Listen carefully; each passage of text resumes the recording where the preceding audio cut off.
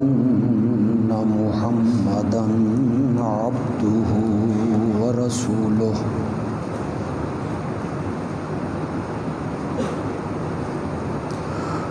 أرسله بالحق بشيرا ونذيرا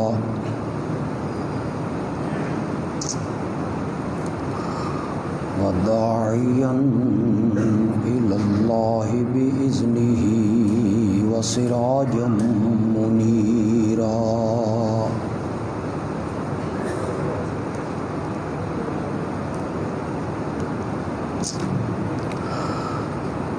أما بعد فأعوذ بالله من الشيطان الرجيم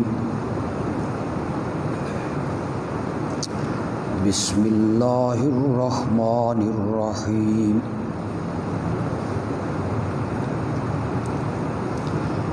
وما لكم ألا تنفقوا في سبيل الله ولله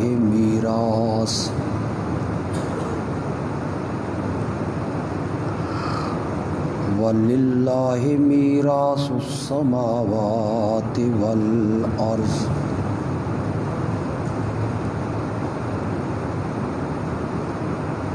لا يستوي منكم من أنفق من قبل الفتح وقاتل أولئك أعظم درجة من الذين أنفقوا من بعد وقاتلوا وكلا وعد الله الحسنى والله بما تعملون خبير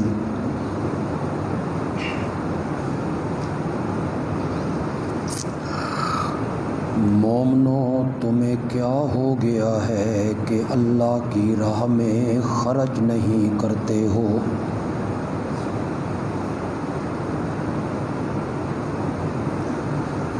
حالانکہ آسمانوں اور زمین کی میراث اللہ ہی کے لیے ہے۔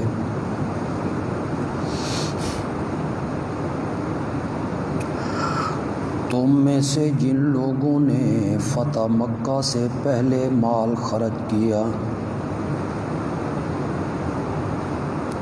اور فتح مکہ سے پہلے لڑائی کی اور جن لوگوں نے فتح مکہ کے بعد مال خرچ کیا اور فتح مکہ کے بعد جنگیں کیں، یہ دونوں برابر نہیں۔ پہلوں کا درجہ پچھلوں سے بہت بڑا ہے۔ جنت کا وعدہ تو اللہ نے سب سے کر لیا ہے اور اللہ تمہارے اعمال سے خبردار بھی ہے۔ اللہم صلی علی محمد وعلی آل محمد کما صلیت علی ابراہیم وعلی آل ابراہیم انک حمید مجید۔ اللہم بارک علی محمد وعلی آل محمد کما بارکت علی ابراہیم وعلی آل ابراہیم انک حمید مجید۔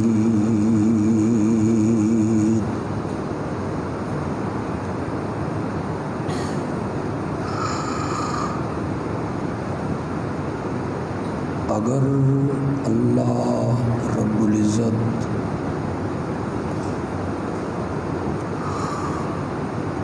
ہمارے جسم پر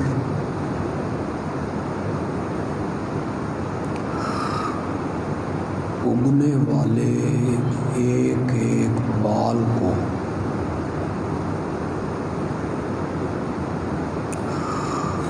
زبان عطا کر دے،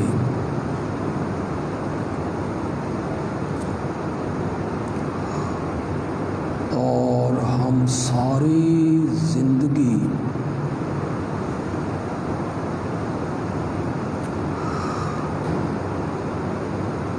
اللہ کی اس نعمت کا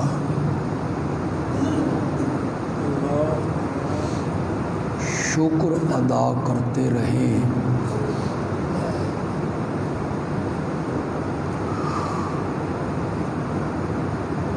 تو ہم اس نعمت کا شکر ادا نہیں کر سکتے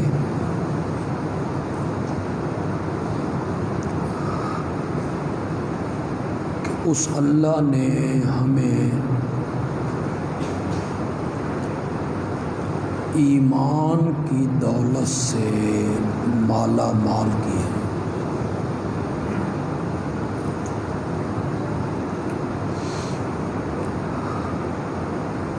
ایمان کی یہ نعمت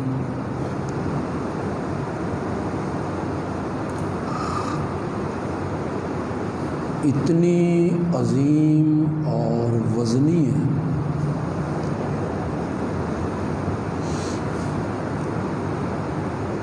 کہ ساری کائنات کی دولتیں، سرمایہ اور سلطنتیں مل کر بھی ایمان والی دولت کا مقابلہ نہیں کر سکتے۔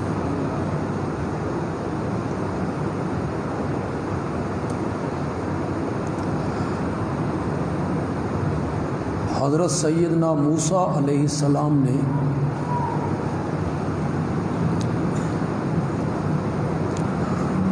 ایک دن اللہ کے حضور سوال کیا، پوچھا،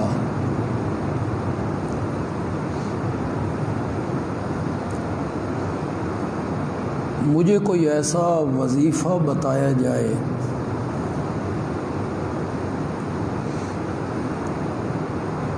جسے پڑھ کر میں تجھے یاد کروں۔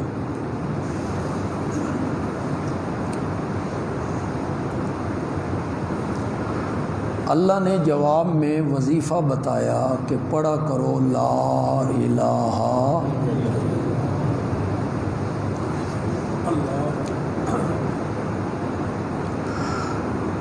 میرے پیارے پیغمبر صلی اللہ علیہ وسلم نے بھی فرمایا افضل الذکر لا الہ الا۔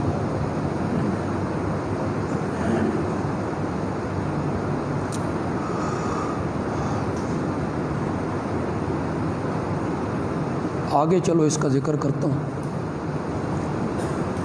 حضرت موسیٰ علیہ السلام نے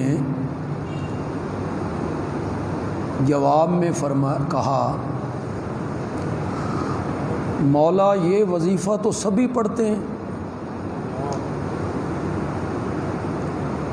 میری امت کے لوگ بھی پڑھتے ہیں،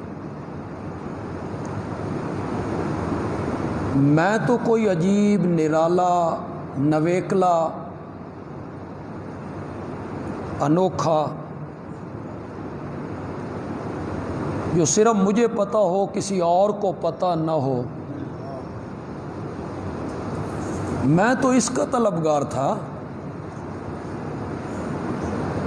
اللہ نے فرمایا میرے کلیم، اگر ساتوں آسمان اور جو کچھ آسمانوں میں ہے، اللہ اکبر، کیا کچھ ہے آسمانوں میں،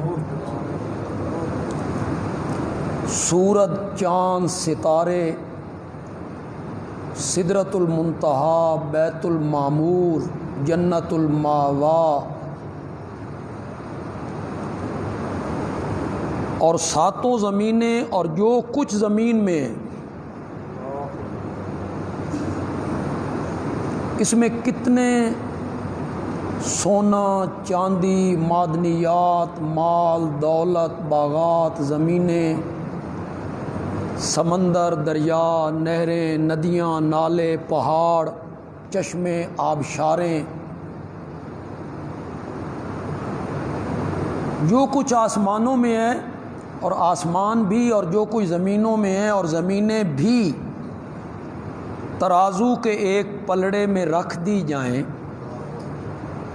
اور دوسرے پلڑے میں اس کلمے کو رکھا جائے، لا الہ، تو مجھے اپنی ذات کی قسم ہے یہ کلمہ 14 طبقوں سے بھاری نکلے گا۔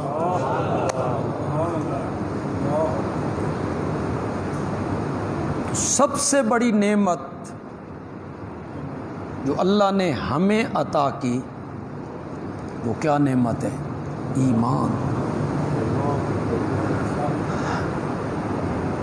فرانس کی سڑکیں شیشے جیسی ہیں، لوگ باتیں کرتے ہیں،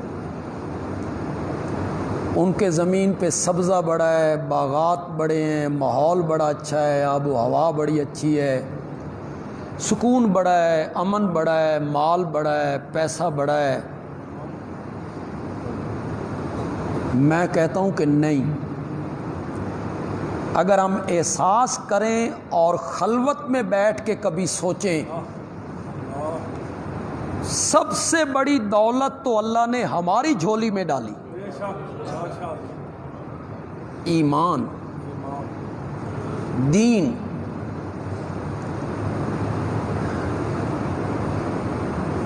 کہ یہ کلمہ جو ہمیں نصیب کیا یہ ایمان ہے نا، 14 طبقوں سے اسے بھاری قرار دیا۔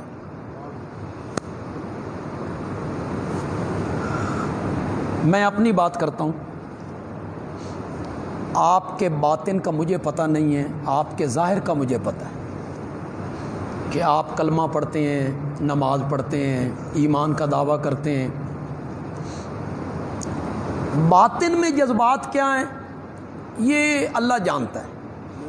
میں اپنے باطن کو جانتا ہوں کہ میرے دل میں کیا ہے۔ میں اپنی بات کرتا ہوں، پھر آپ سے پوچھتا ہوں کہ آپ کے باطن میں کیا ہے۔ اگر کوئی آدمی یا کوئی مملکت مجھے یہ آفر کرے، پیشکش، کہ ساری کائنات کی سلطنت اور حکومت تو لے لے، اس دنیا میں جتنا سونا، چاندی، ہیرے، جواہرات، لولو و مرجان ہیں یہ بھی تو لے لے، زمینیں، باغات، فیکٹریاں، ملیں،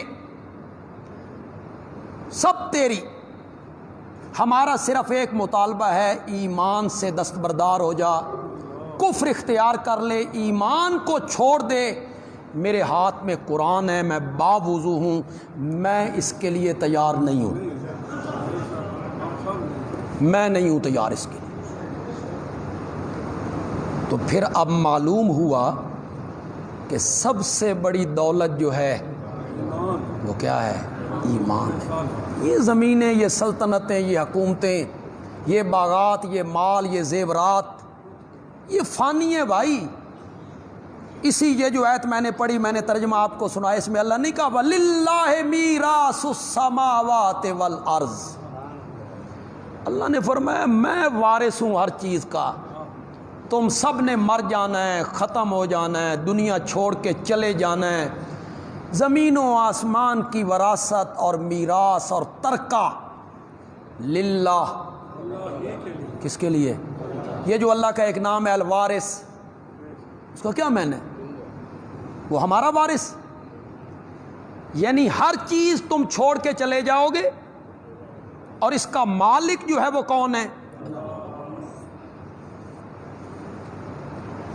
تو پھر میں اس دولت کو کیا کروں جس نے بے وفائی کرنی ہو؟ میں اس سلطنت کو کیا کروں جس نے کل بے وفائی کرنی ہو؟ سب نے بے وفائی کرنی ہے، سب نے بے وفائی کرنی ہے، جوانی بھی، حسن بھی، دولت بھی، ماں باپ بھی، اولاد بھی، بیوی بھی، مال بھی، دکانیں بھی، باغات بھی، تجارت بھی، ہر چیز نے بے وفائی کرنی ہے، چھوڑ جانا ہے۔ دین ہے جس نے وفا کرنی ہے، قبر میں بھی، محشر میں بھی۔ تو محبت اس سے کرنی چاہیے جو با وفا ہو، یہ تو بتانے کی ضرورت ہی نہیں، جو بے وفا ہو اس سے کیا محبت کرنی۔ بے وفا جس نے کسی موڑ پہ چھوڑ کے چلے جانا ہے، اس سے پیار کیا کرنا۔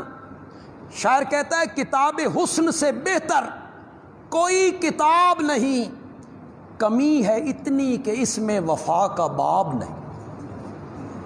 تو جس نے وفا نہیں کرنی اس سے کیا محبت کرنی۔ اولاد کرتی ہے وفا، چھوڑ جاتے ہیں۔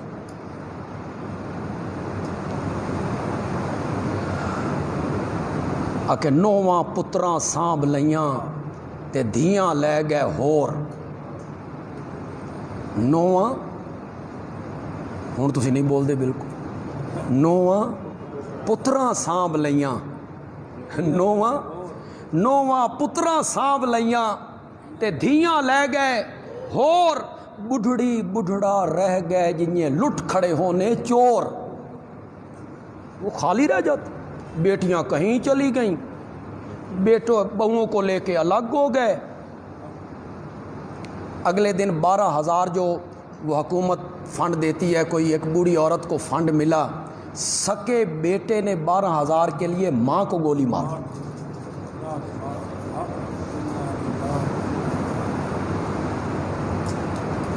نہ حسن میں وفا ہے، نہ جوانی میں وفا ہے۔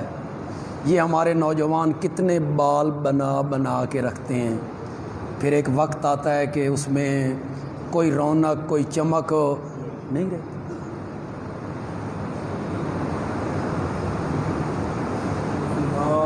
تو پیار اور محبت اور قیمتی چیز جو ہے وہ نہیں ہوتی جس نے بے وفائی کرنی ہو، قیمتی چیز وہ ہوتی ہے جس نے کیا کرنی ہو، وفا۔ وہ کون سی چیز ہے؟ کاش لوگ اس کو سمجھ جائیں، کاش لوگ اس کو سمجھ جائیں۔ دین ہی ہے جس نے ہر جگہ پہ کام آنا ہے، قبر میں بھی اسی نے کام آنا ہے، اسی کی فکر رہنی چاہیے، اپنی اولاد کے لیے بھی۔ انہیں دنیاوی تعلیم دلائیے، ان کی تعلیم کا انتظام کیجیے، لیکن اس کے ساتھ ساتھ ان کی تربیت دینی نہج پر بھی، اولاد کی تربیت کیجیے نا دینی نہج پر، ایک اچھے انسان بنے وہ، انہیں حلال حرام کا جائز ناجائز کا پتہ ہو۔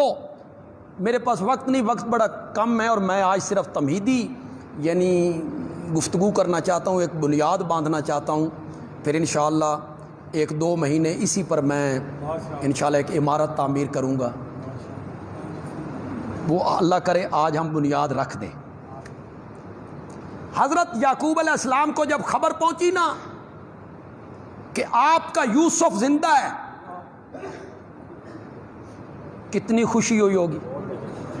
40 تفسیر خازن نے لکھا 40 سال کے بعد ان کے غم میں روتے روتے آنکھیں سفید ہو گئیں۔ بیٹا مر جائے نا، دفن کر کے بندہ آ جائے، حوصلہ آ جاتا ہے، اللہ حوصلہ دے دیتا ہے۔ اور جن کے بیٹے اغوا ہو گئے وہ ہر روز مرتے ہیں، وہ کھانا سامنے آتا ہے تو وہ سوچتے ہیں پتہ نہیں ساڈا پتر کس حال وچ ہوئے گا، ان کی روٹی حرام ہو جاتی۔ بیٹا گم ہو جائے عام آدمی کا اس کے غم کا آپ اندازہ نہیں لگا سکتے، اور پھر بیٹا یوسف ہو، 40 سال کے بعد پہلے کرتا ڈالا گیا، بینائی واپس آئی، ایک خوشی، بینائی کا واپس آ جانا کم خوشی ہے، بڑی خوشی۔ پھر اطلاع دینے والے نے اطلاع دی تیرا یوسف زندہ ہے۔ تفسیر قرطبی نے یا تفسیر رازی نے لکھا کہ حضرت یعقوب خوشخبری دینے والے کو یہ نہیں پوچھتے یوسف زندہ ہے، کہاں ہے، کیا کرتا ہے، شادی کی ہے اس نے کوئی بال بچے، میرے کوئی پوترے پوتریاں، کوئی چیز نہیں پوچھی۔ پہلا سوال کیا مجھے یوسف کی زندگی کی خبر دینے والے مجھے یہ بتا الا ای دین ترکتہ، تم نے میرے یوسف کو کس دین پر پایا ہے؟ حضرت یعقوب کی نگاہوں میں اہمیت تھی، دین کی اہمیت تھی، میرا یوسف کس دین پر ہے؟ بشیر نے کہا الا دینک و دین آبائک، اسی دین پر جو آپ کا ہے اور اسی دین پر جو آپ کے آباء و اجداد کا ہے۔ اب سنیے ذرا جملے، آنکھیں ملی، نعمت پوری نہیں ہوئی، 40 سال کے بعد بیٹے کی زندگی کی خبر ملی، ابھی بھی نعمت پوری نہیں ہوئی۔ جب یہ اطلاع ملی نا کہ میرا بیٹا صحیح دین پر ہے تو حضرت یعقوب نے کہا الان تمت النعمت، ہن نعمت پوری ہوئی نا، اب نعمت، یہ دین کی قیمت ہے نبیوں کی نگاہ میں۔ دین تو بڑی قیمتی چیز ہے، ایمان تو بہت قیمتی چیز ہے جو اللہ نے مفت میں ہمیں عطا کر دی۔ کتنے کافر ہیں، ہندو ہیں، سکھ ہیں، عیسائی ہیں، یہودی ہیں، مجوسی ہیں، دہری ہیں، مالدار ہیں، دنیا کا سب سے بڑا سرمایہ دار اور امیر آدمی، اسے نہیں دی اللہ نے یہ دولت، ہم غریبوں کو اللہ نے عطا کر دی۔ اس کام جتنا بھی شکر کریں کم میں۔ حضرت صدیق اکبر رضی اللہ تعالیٰ عنہ پریشان ہوئے، کچھ چہرہ افسردہ سا ہے، میرے پاک پیغمبر نے پوچھا پریشان ہو کیا بات ہے؟ کہنے لگے یا رسول اللہ رات میرے چچا زاد بھائی کا انتقال ہوا، میں قریب موجود تھا، بس روح کے نکلنے کی جو کیفیت تھی نا اس نے ذہن پہ اثر ڈالا ہوا ہے، جب اس کی روح نکلی تو میں پاس موجود تھا، وہ جو کیفیت ہے نا موت کی اسی کا اثر ہے۔ آپ نے فرمایا یہ بتا اس نے مرنے سے پہلے کلمہ پڑھا تھا؟ حضرت صدیق اکبر کہتے ہیں یا رسول اللہ کلمہ تو پڑھا تھا، آپ نے فرمایا پھر خوشخبری ہو وہ جنت میں چلا گیا، جنت میں چلا گیا۔ ایک آدمی، چلو ایک بات سنا لیتا ہوں پھر یہ ذکر کر لیتا ہوں۔ ایک بڑے مشہور صحابی ہیں عمر ابن العاص، کیا نام ہے، رضی اللہ تعالی، وہ جو آپ بچوں کی کہانیاں پڑھتے ہیں عمرو عیار، عمرو عیار، عمرو مکار، وہ انہی کے بارے میں۔ یہ جو یہودیوں کی نسل ہے نا، انہوں نے صحابہ پہ ایسے حملے کیے ہیں کہ چونکہ صحابہ دین کی بنیاد ہیں، انہیں کذاب اور مکار ثابت کر دو تو پوری اسلام کی عمارت گر جائے گی۔ یہودیوں کی نسل ہے نا، یہودیوں میں سے نکلے ہیں نا، تو پھر براہ راست صحابہ پہ حملہ کرتے۔ یہ میں جب پرائمری پڑھا کرتا تھا تو وہ ہماری اردو کی کتاب میں حضرت علی اور عمر ابن عبد ود، وہ پہلوان تھا، اس کا مقابلہ ہوا خندق میں حضرت علی سے۔ اب ہم تو بچے تھے، ہمیں تو بعد میں جب ہم نے گرامر پڑھی تو ہمیں پتہ چلا بھائی عمر کہاں پڑھنا ہے اور عمر کہاں پڑھنا ہے۔ لکھنے میں تو دونوں ایک جیسے ہیں، عین میم رے، عمر بھی عمر بھی ایک جیسے لکھے جائیں گے، تو پھر فرق کرنے کے لیے علماء نے یہ کیا عربی میں کہ امر جب پڑھیں گے تو رے کے آگے واو لکھا ہوا ہوگا، رے کے آگے واو، اگر رے کے آگے واو لکھا ہوا ہے تو پھر ہم نے عمر نہیں پڑھنا، امر پڑھنا، اور اگر رے کے آگے واو نہیں لکھا ہوا تو پھر ہم نے کیا پڑھنا ہے؟ عمر۔ یہ ایک فرق ہے۔ تو اللہ جو ہمارے ٹیچر تھے، استاد تھے ہمارے لیے تو قابل احترام ہے، وہ ہمیں عمرو پڑھاتے رہے، عمرو، اور آگے ود کو ود، عبد ود کو ود، حالانکہ قرآن میں ودن، وہ جو حضرت نوح علیہ السلام کی قوم کے 5 تن تھے، ود، سوا، یغوس، یعوق، وہ تو قرآن میں ود کا لفظ وہ تھا عمر ابن عبد ود۔ کل میں پچھلے دنوں میں فیس بک پہ کسی بڑے عالم کی تقریر سن رہا تھا، وہ بھی اب عبد ود پڑھ رہے تھے۔ میں نے کہا انا للہ، اتنے بڑے عالم ہیں اور انہیں اتنا بھی پتہ نہیں کہ یہ ود نہیں ہے بلکہ کیا ہے؟ ود۔ تو وہ اس لیے عمرو کہہ دیتے ہیں، عین میم رے آگے واو، تو یہ لکھا ہو تو عمرو نہیں ہوتا بلکہ کیا ہوتا ہے؟ عمر۔ یہ عمر ابن العاص کے متعلق بڑے یہ غدار لوگ، میں جب آگے چلوں گا انشاءاللہ اس پر میں گفتگو کروں گا، لیکن یہ عمر ابن العاص کی بات آئی تو میں تھوڑی سی کر لوں۔ انہیں کیوں کہا جاتا ہے مکار، دغا باز، چالاک، کیوں کہا جاتا ہے؟ صرف تاریخ کی ایک روایت، تاریخ کی ایک روایت کو سامنے رکھ کر اس صحابی کی کردار کشی ہو رہی ہے جو فاتح مصر ہے۔ اللہ اکبر، مصر کا فاتح ہے، نبی اکرم صلی اللہ علیہ وسلم کا معتمد علیہ، ایمان قبول کرنے کے لیے آئے۔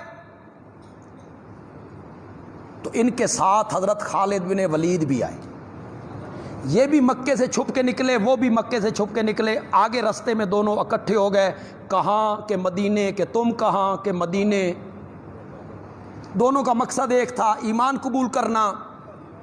میرے نبی نے فرمایا آج مکے نے 2 جگر گوشے ہمارے قدموں میں ڈال دیے، ایک دن میں مسلمان ہوئے۔ حضرت خالد بن ولید بھی، عمر ابن العاص کہتے ہیں کہ میں خود اپنے ایمان قبول کرنے کی روایت خود کرتے ہیں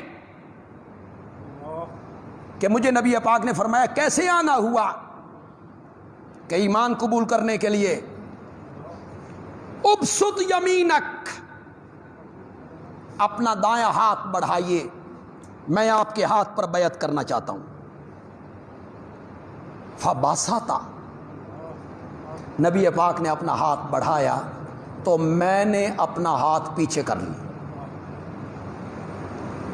خود بیان کرتے، آپ نے فرمایا ما لک یا عمرو، خود کہا کہ ہاتھ آگے بڑھائیے میں بیعت کرنا چاہتا ہوں، میں نے ہاتھ بڑھایا تو آپ نے ہاتھ پیچھے کر لیا، کیوں؟ حضرت عمر بن العاص کہتے ہیں میں نے کہا یا رسول اللہ ویسے بیعت تھوڑے کروں گا، شرط لگا کے کروں گا، شرط لگا کے کروں گا۔ یہ مکے کا دانا آدمی ہے، مدبر آدمی ہے، حبشے میں جو مسلمان ہجرت کر کے چلے گئے تھے ان کو لینے کے لیے مشرکین مکہ کا جو وفد گیا تھا، نجاشی کے دربار میں ان کا نمائندہ کون بنا تھا؟ یہی عمر ابن العاص۔ اسے بات کرنے کا ڈھنگ آتا تھا، یہ مدبر ہے، صاحب فہم و ذکا ہے، کہتا ہے شرط لگا کے بیعت کروں گا۔ آپ نے فرمایا ماذا تشترطو، کیا بیعت، کیا شرط لگانا چاہتے ہو، بولو۔ کہنے لگے یا رسول اللہ ساری زندگی آپ کی مخالفت میں گزر گئی، بت پرستی میں گزر گئی، جہالت میں گزر گئی، گناہوں کی دلدل میں پھنس کے گزر گئی، میں اس شرط پہ بیعت کروں گا اللہ میری ماضی کے سارے گناہوں کو معاف کر دے، معاف کر دے، پھر میں بیعت کروں گا۔ آپ نے فرمایا اما علمت یا عامر، اے عامر تو اس بات کو نہیں جانتا ان الاسلام یہدم ما کان قبلہ، اسلام کا قبول کرنا پچھلے سارے گناہوں کو معاف کر کے رکھ دیتا۔ یہدم، معاف کا لفظ غلط نکل گیا، یہدم ہدم ختم کرنا، مٹا دینا، مٹا دینا۔ ان الاسلام یہدم ما کان قبلہ وان الہجرۃ تہدم ما کان قبلہ وان الحج یہدم ما کان قبلہ، ہجرت کرنا پچھلے گناہوں کو مٹا دیتا ہے اور حج کرنا پچھلے گناہوں کو مٹا دیتا ہے۔ تو یہ جو ایمان والی نعمت ہے، مثلا کلمہ پڑھنا، 70 سال کفر میں گزار کے، 80 سال کفر میں گزار کے جو ہی یہ کلمہ پڑھا، پچھلے گناہ کیا ہو گئے؟ ختم۔ کس کے؟ کافر کے۔ میری بات کو ذرا غور سے سننا ہے، کافر کے، ہندو، سکھ، عیسائی، یہودی، مجوسی، وہ کلمہ پڑھتا ہے، اس کا شرک والا گناہ، بت پرستی والا گناہ، اللہ کو گالیاں دینے، جو گناہ بھی کیا وہ ختم ہو گیا۔ بندیالوی کہتا ہے اگر کافر کلمہ پڑھے تو اس کے پچھلے سارے گناہ معاف ہو جاتے ہیں، اور اگر کوئی مومن اس کلمے کا ورد کرے تو اس کے گناہ معاف نہیں ہوں گے، اس کے بھی گناہ معاف۔ یہ کلمہ گناہوں کو کیا کر دیتا ہے؟ مٹا دیتا ہے، ختم کر دیتا ہے گناہوں کو۔ حضرت عمر بن العاص نے کلمہ پڑھا، میرے نبی نے کہا اسلام پچھلے سارے گناہوں کو ختم کر دیتا ہے، یہ فاتح مصر ہے، اسے کیوں گالیاں بکتے ہو، اسے کیوں مکار اور عیار کہتے رہتے ہو؟ ایک تاریخی روایت کی بنا پہ، صرف تاریخ جبریل لے کے اترا ہے، تاریخ وہی ہے، صرف ایک تاریخی روایت پر میں وہ سنا دیتا ہوں آپ کو، آپ پھر خود، میں آپ کی عقل و خرد سے پوچھ لوں گا کہ یہ تمہارا دل مانتا ہے۔ حضرت معاویہ رضی اللہ تعالیٰ عنہ، حضرت علی رضی اللہ تعالیٰ عنہ کے مابین جو منافقوں نے جنگ کروائی، تو فیصلہ ہوا کہ ثالث مانو، جو ثالث فیصلہ کر دے اس کو قبول کرو۔ حضرت علی رضی اللہ تعالیٰ عنہ بھی اس پہ راضی ہو گئے، حضرت معاویہ رضی اللہ تعالیٰ عنہ بھی راضی ہو گئے کہ ایک ثالث میرا، ایک آپ کا۔ حضرت معاویہ نے ثالث بنایا عمر بن العاص کو، اور حضرت علی نے ثالث بنایا حضرت ابو موسیٰ اشعری کو رضی اللہ تعالیٰ، وہ بڑے صحابی، بڑے اونچے درجے کے صحابی، انہیں بنایا۔ یہ دونوں ثالث الگ ہوئے۔ اب سننا ذرا غور سے تاریخ کی بات، تاریخ کی بات کیا ہے؟ بکواس ہے تاریخ کا۔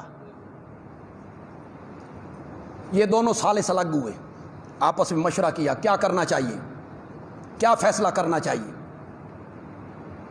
فیصلہ یہ ہوا دونوں کو معزول کر دو، حضرت علی کو بھی معاویہ کو بھی، دونوں کو ختم کر دو، اور عبداللہ ابن عمر کو امیر المومنین بنا دو، ایک تیسرا بندہ لے کے آؤ۔ یہ فیصلہ ہو گیا۔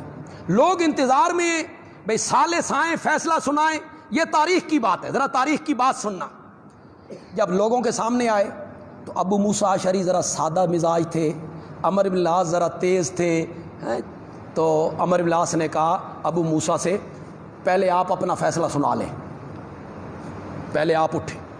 وہ اٹھے، انہوں نے کہا بھئی ہمارا فیصلہ ہو گیا ہے، حضرت علی بھی معزول جن کا میں ثالث ہوں، معاویہ بھی معزول جن کے یہ ثالث ہیں، اور تیسرا بندہ خلیفہ، یہ فیصلہ ہو گیا۔ اس کے بعد حضرت عمر بن العاص اٹھے، انہوں نے کہا بھئی حضرت علی کے جو ثالث تھے انہوں نے ان کو معزول کر دیا ہے، میں معاویہ کا ثالث ہوں، میں معاویہ کو بحال کرتا ہوں۔ معاویہ ٹھیک ہے۔ ابو موسیٰ اشعری کہنے لگے او چالاک آدمی، وہاں کیا فیصلہ ہوا تھا اور یہاں تم نے کیا کر دیا ہے؟ یہ تاریخ ہے، دل پر ہاتھ رکھ کے بولو، آج بھی کوئی شریف آدمی، آج بھی کوئی شریف النفس آدمی ایسی حرکت کر سکتا ہے؟ تمہیں شرم نہیں آتی؟ اس تاریخ کے بلبوتے پر ناچ کر صحابہ پہ تنقید کرتے پھرتے ہو۔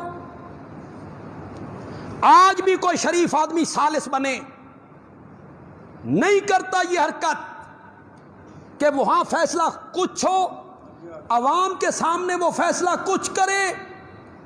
تاریخ نے حضرت عمر ابن العاص کی تصویر یہ پیش کی کہ وہ جو کچھ وہاں کہا تھا اس کے الٹ یہاں کہا، غلط بیانی کی، جھوٹ بولا۔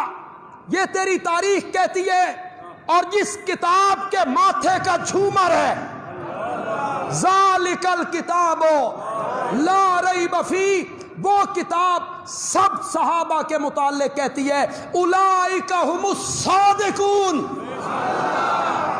اولئک ھم المتقون۔ متقی لوگ وہی ہوتے ہیں، متقی لوگ وہی ہوتے ہیں جو الگ بیٹھ کے کچھ فیصلہ کریں، لوگوں کو کچھ سناتے پھریں۔ انہی لوگوں کو اللہ نے متقی کہا ہے، عرش والے نے انہی لوگوں کو متقی کہا ہے، عرش والے نے انہی لوگوں کو صادق کہا ہے، عرش والے نے انہی لوگوں کو راشد کہا ہے، عرش والے نے انہی لوگوں کو اپنی رضا کی سند عطا کی، عرش والے نے انہی لوگوں کے لیے جنت کے وعدوں کا ذکر کیا ہے قرآن میں، عرش والے نے انہی لوگوں کو کہا ہے اولئک حزب اللہ۔ تاریخ کے بلبوتے پہ ناچتے پھرتے ہو۔ میں نہیں مانتا ایسی تاریخ کو، نہیں مانتا میں ایسی تاریخ کو جو صحابہ پہ تبرہ کرے۔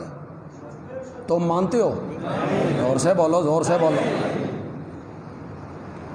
صحابہ تاریخی شخصیات نہیں ہیں، صحابہ قرآنی شخصیات ہیں۔ صحابہ کو تاریخ کے صفحوں میں نہیں دیکھنا، قرآن کے صفحوں میں دیکھنا۔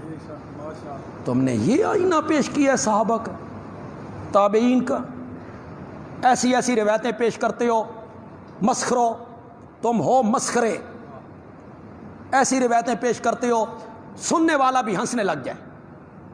اور پیش کون کر، لکھ کون رہے ہیں؟ مفکر، واہ، لکھ کون رہے ہیں؟ شیخ الاسلام۔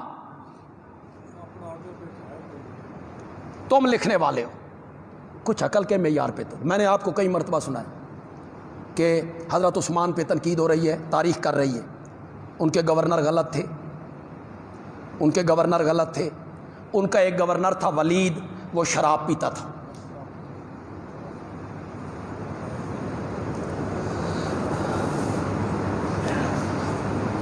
حضرت عثمان کا گورنر یا صحابی ہوگا یا تابعی ہوگا۔ صحابہ اور تابعیوں کی یہ تصویر پیش کر رہے ہو۔ آگے سنو، شراب پی کے نماز پڑھاتا تھا اور پیچھے صحابہ نماز پڑھتے تھے۔ واہ، تسی پڑھتے ہو شرابیاں دے پیچھے؟ بولتے کیوں نہیں ہو؟ بولتے کیوں نہیں ہو؟ تمہیں اگر پتہ چلے کہ ہمارا امام شراب پیتا ہے، پڑھو گے اس کے پیچھے نماز؟ ان صحابہ کا ایمان تم سے بھی زیادہ کمزور ہے۔ یہی تو یہودیوں کی نسل ثابت کرنا چاہتی کہ وہ سارے دیوس تھے، بے غیرت تھے، انہیں دین کی کوئی پرواہ نہیں تھی، اور پیش کرتے ہو تاریخ کے بلبوتے پر وہ شراب پی کے نماز پڑھاتا تھا۔ اب آگے روایت سنو، مزہ لو، لطیفہ سنو۔ اس گورنر نے صبح کی نماز پڑھائی شراب پی کے، 2 رکعتوں کی بجائے 4 پڑھا دی۔ کتنی پڑھا دی؟ 4 پڑھا کے پلٹ کے پوچھا اور پڑھاؤں؟ لوگوں کے آگے 4 پڑھائیاں جی۔ اور سچی سچی بات کرو یار، اگر میری بات آپ کے دل کو لگتی ہے تو مانو یار میری بات۔ آج اگر امام آج جبکہ آپ صحابی بھی نہیں، تابعی بھی نہیں، آپ حافظ بھی نہیں، نماز کے زیادہ آپ کو علم بھی نہیں ہے.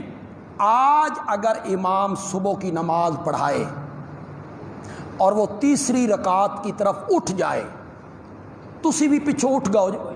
نہیں، وہ تیسری پڑھائے گا، آپ تیسری پڑھیں گے. وہ چوتھی پڑھائے گا، آپ چوتھی پڑھو گے. یا پیچھے سے کیا کہو گے؟ سبحان اللہ، اللہ اکبر، سبحان کہو گے کہ نہیں کہو گے؟ تیسری پہ اٹھ کھڑے ہو گے، چوتھی پہ. میں نے کہا مفکر صاحب، شیخ الاسلام صاحب، اس روایت سے تو پتہ چلتا ہے کہ شراب صرف امام نے نہیں پی تھی،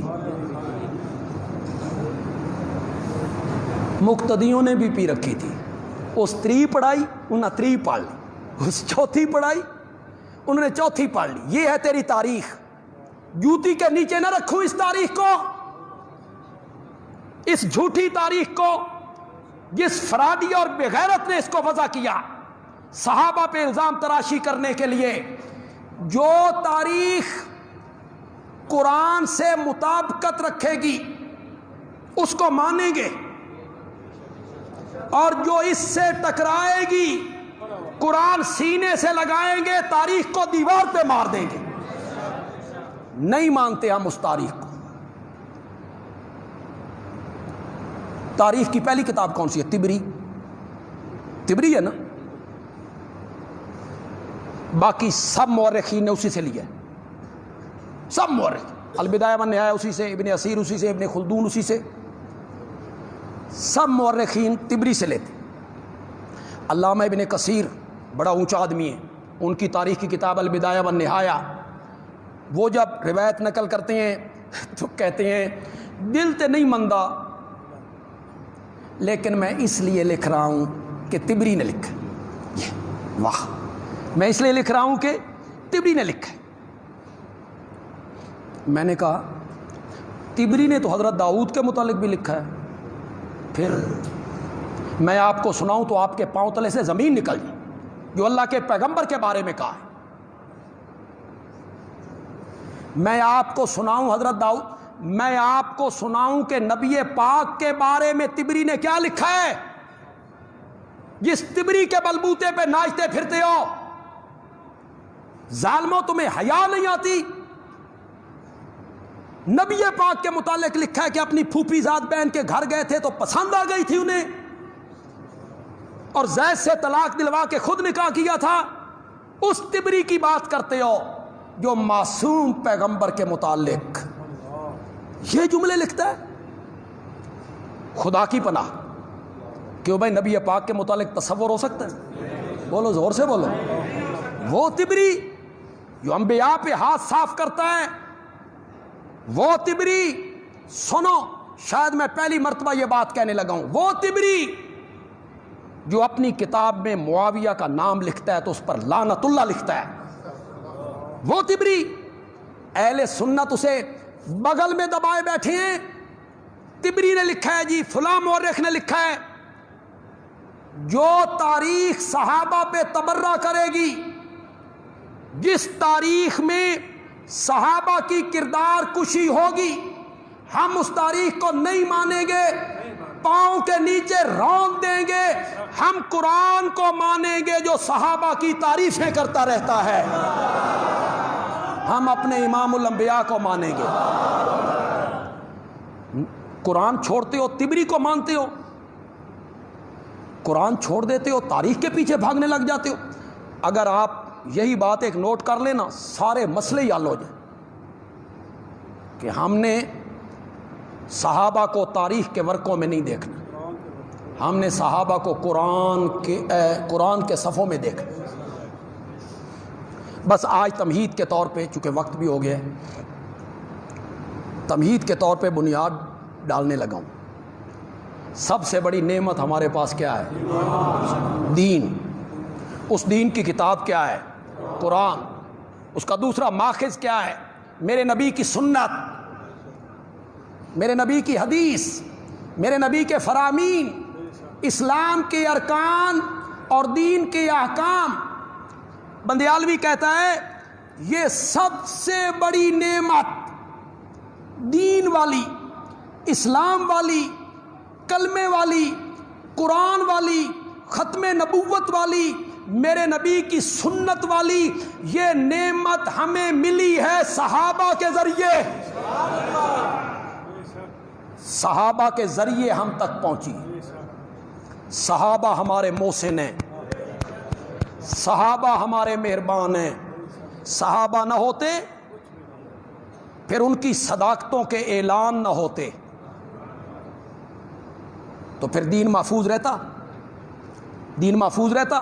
کبھی محفوظ نہ رہتا۔ جن کے ذریعے دین پہنچنا تھا، اللہ نے ان کے تقوی، صداقت، رشد و ہدایت، اپنی رضا، اس کے اعلان اللہ نے پہلے فرما کہ جن کے ذریعے تمہیں دین پہنچ رہا وہ صادق ہے، ان میں سے کوئی جھوٹا نہیں، وہ متقی ہیں، وہ جان بوجھ کے اللہ کی نافرمانی نہیں کرتے اور نافرمانی پر اصرار نہیں کرتے، وہ تقوی کے پہاڑ ہیں۔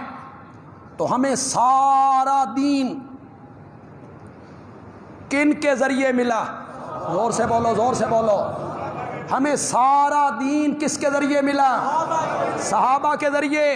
صحابہ اس دین کے عینی گواہ ہیں، موقع دے گواہ، موقع دے چشمدید گواہ۔ عدالت میں تیرے گواہوں پہ جرح ہو جائے، مخالف فریق کا وکیل جرح کر دے، یہ گواہ جھوٹا ہے، کیس خارج ہو جاتا ہے، گواہ جھوٹا ہو گیا۔ اگر میرے نبی کا ایک صحابی بھی جھوٹا ثابت ہو گیا، اسلام کا کیس خارج ہو جائے گا، کچھ نہیں بچے گا، کچھ نہیں۔ نہ قرآن، یہی یہودیوں کی نسل چاہتی ہے، یہ یہودی ہیں، ان کی اولاد ہے، ان کی نسل یہی چاہتی ہے کہ صحابہ سے اعتماد اٹھا دیا جائے تاکہ دین، قرآن، نبوت، ختم نبوت، سب سے ایمان اٹھ جائے، سب سے ایمان اٹھ جائے۔ صحابہ دین کے عینی گواہ ہیں، ان میں ایک بھی جھوٹا ثابت ہو جائے، حدیثوں سے اعتبار اٹھ گیا، دین سے اعتبار اٹھ گیا۔ یہ میری تقریر کے آخری جملے ہیں اور اسے غور سے سنیے گا۔ صحابہ کے ذریعے ہمیں دین پہنچا ہے، صحابہ کی وساطت سے ہمیں دین پہنچا ہے، صحابہ ہمارے مہربان ہیں، اس لیے ہر اہل سنت کے ذمے لازم ہے کہ وہ صحابہ کی صداقتوں کے گردا گرد پہرے دار بن جائے۔ پہرا دو، چوکی دار بنو۔ یہ سچے تھے، ان میں کوئی جھوٹا نہیں تھا، یہ متقی تھے، ان میں کوئی غلط نہیں تھا۔ یہ میں نے آج تمہید باندھی۔ میں آئندہ جمعہ سے صحابہ میں سے جو سب سے زیادہ مظلوم صحابی ہے اس کا تذکرہ میں کروں گا، اس لیے کہ اوروں کے تذکرے تو اور خطیب بھی کرتے رہتے ہیں، معاویہ کا تذکرہ کوئی کوئی کرتا ہے، وہ ہر ایک کے بس کی بات نہیں ہوتی۔ انشاءاللہ میں اس پر بڑی تفصیلی گفتگو کروں اور کئی جمعوں میں کروں۔ حضرت معاویہ کون تھے، اسلام کے لیے ان کی خدمات کیا تھی، ان کی والدہ محترمہ، ان کے والد، وہ کون لوگ تھے، ان کا قبیلہ وہ کون تھے، ان کی خدمات وہ کون تھیں۔ تم نے ظلم کیا، تم نے ہمارے ساتھ ظلم کیا۔ مورخین، تاریخ نویسو، تم نے ہمارے ساتھ ظلم کیا۔ تم نے معاویہ کی سیرت کو شروع کیا، حضرت علی کے ساتھ جنگ یہاں سے شروع کیا۔ میں معاویہ کی سیرت کو شروع کروں گا نبوت کے دور سے۔ میرے نبی کیا کہتے تھے معاویہ کے بارے میں؟ بہت سارے لوگوں کو یہ پتہ نہیں کہ معاویہ کب مومن بنے، کب ایمان قبول کیا انہوں نے، بہت سارے لوگوں کو پتہ نہیں۔ میں جب ذکر کروں گا تو آپ حیران ہو جائیں گے، اور میں ذکر بھی کروں گا، اور ذکر بھی کروں گا بخاری سے انشاءاللہ، تاریخ سے نہیں، بخاری سے ذکر کروں گا۔ میں بتاؤں گا کہ معاویہ کب مومن بنے، یہ جو لوگ کہتے ہیں فتح مکہ کے بعد ایمان قبول کیا، فتح مکہ کے بعد، میں بتاؤں گا کہ کب قبول کیا ہے۔ آپ آئندہ جمعہ ذرا جلدی آئیں گے، آج میں نے اس پر روشنی ڈالنی تھی لیکن میں صرف اس لیے روشنی نہیں ڈالی کہ ہمارے جو جمعے کے مقتدی ہیں باہر سے بہت سارے لوگ آتے ہیں، بارش کی وجہ سے وہ نہیں آ سکے، تو میں نے اس موضوع کو چھیڑا نہیں، بس صرف اس کی تمہید میں نے باندھ دی۔ آپ جلدی آئیں گے، اگر آپ حضرت معاویہ کو سننا چاہتے ہیں کہ نہیں سننا چاہتے ہیں تو آپ جلدی 1:45 بجے یہاں پہنچیں گے۔ آپ یہ جو بارشوں کا سلسلہ ہے، جو غریب لوگ ہیں، کچی آبادیوں میں رہنے والے ہیں، کالونیوں میں رہنے والے ہیں، ایسے مکان جن کے ساتھ پلاٹ خالی پڑے ہوئے ہیں، انہیں بڑا نقصان، دیواریں گر گئیں، چھتیں گر گئیں، فرش دب گئے، دیواریں بیٹھ گئیں، اب تو لینٹر بھی چونے لگ گئے، دراڑیں پڑنے لگ گئے۔ اللہ تعالیٰ اپنی رحمت فرما، اللہ رحمت فرما، اللہ رحمت کا معاملہ فرما۔ غریب اور ایسے لوگ جو نادار ہیں، اللہ ان پہ رحم فرما، بارش بھی رحمت کی ہونی چاہیے۔ اللہ تعالیٰ یا اللہ ان جگہوں پہ وہ جو نبی پاک نے کہا اللہم ہوا علینا ولا علینا، یا اللہ ہم پہ نہ برسا، اسے پہاڑوں پہ لے جا، جنگلوں میں لے جا، اسے وادیوں میں لے جا، یا اللہ وہاں جا کے برسا جو نبی پاک نے دعا مانگی تھی۔ ہم بھی وہی دعا مانگنے لگے۔ اللہ تعالیٰ ان لوگوں پہ رحم کرے۔ آج ہم نے فیس بک پہ اشتہار دیا تھا 18 بلاک میں درس قرآن کا کہ ہم شروع کریں گے، لیکن موسم کی خرابی کی وجہ سے آج ہم وہ درس شروع نہیں کریں گے۔ آج 18 بلاک میں درس نہیں ہوگا، انشاءاللہ آئندہ جمعہ 18 بلاک میں درس ہوگا، اور اس پہلے درس کا عنوان ہوگا عظمت سیدنا صدیق اکبر۔ اس موضوع پر پہلا درس ہوگا، آج نہیں ہوگا، آئندہ جمعہ انشاءاللہ ہم درس دیں گے۔ جی اذان